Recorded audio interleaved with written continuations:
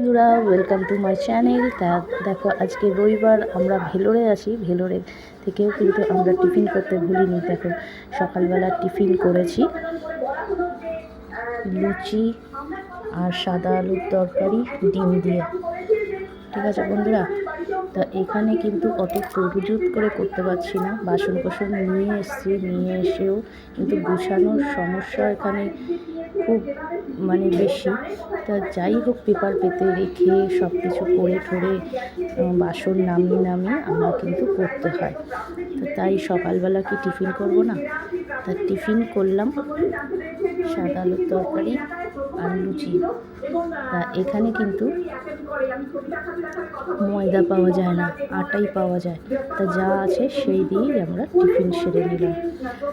আর এই খাওয়া হয়ে গেলে দুপুরবেলা কি রান্না করব না করব সেটাও কিন্তু তোমাদের সঙ্গে শেয়ার করব। ঠিক আছে বন্ধুরা।